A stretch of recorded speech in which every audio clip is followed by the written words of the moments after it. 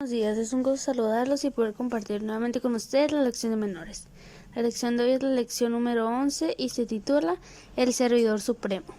El versículo para memorizar dice: Yo les he dado un ejemplo para que ustedes hagan lo mismo que yo les he hecho. Juan 13:14.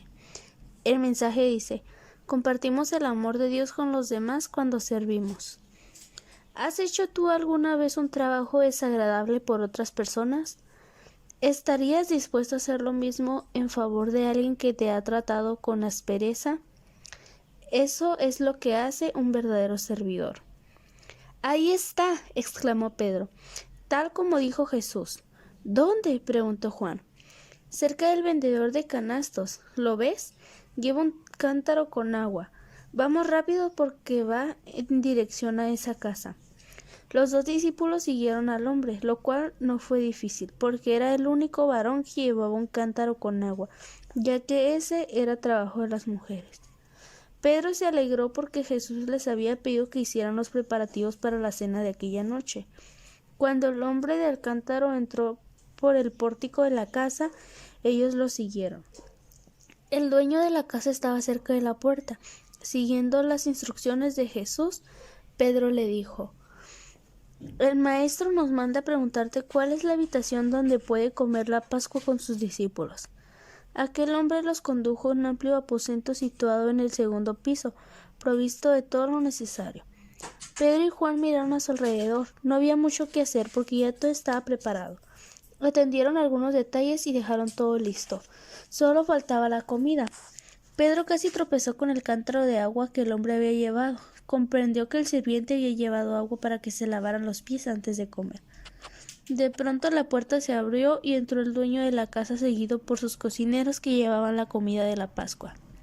Cuando llevaron el cordero asado a la mesa, los demás discípulos entraron en el aposento, miraron a su alrededor y comenzaron a discutir en qué lugar preferencial se sentaría cada uno. Ni siquiera vieron cuando Jesús entró con el rostro triste. Parecía que sus pensamientos estaban en otro lugar.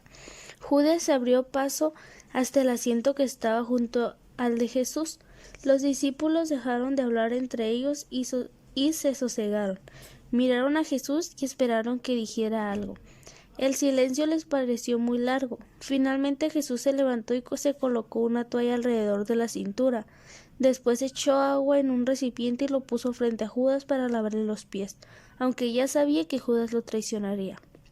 Judas se sintió mal, pero no dijo nada. Esperaba que su cara no revelara la traición que había cometido contra Jesús antes de llegar ahí. Los demás discípulos confundidos guardaron silencio. Jesús avanzó lentamente, lavando los pies a cada discípulo. Cuando le tocó el turno a Pedro, éste extendió las manos como para detener a Jesús. Rompió el silencio diciendo con firmeza: Jesús, tú no me lavarás los pies. Jesús los miró con ternura y le dijo: Pedro, si no te lavo los pies, no podrás estar conmigo. Entonces, Señor, lávame todo el cuerpo, exclamó Pedro con ansiedad. Eso no es necesario, contestó Jesús. El que está recién bañado no necesita lavar todo el cuerpo, sino solo los pies. Pedro se tranquilizó, volvió a sentarse y dejó que Jesús lavara los pies. Jesús lavó los pies a Juan en último lugar. Juan fue el único de los discípulos que comprendió lo que Jesús estaba haciendo, aunque no dijo nada. Jesús podía ver en sus ojos la gratitud que sentía. Cuando Jesús terminó su tarea, volvió a su asiento, miró a cada uno de los discípulos y luego dijo: Si yo, el Señor y Maestro, les he lavado los pies, ustedes también deben lavarse los pies los unos a los otros, porque ejemplo les he dado para que como yo he hecho, ustedes también lo hagan.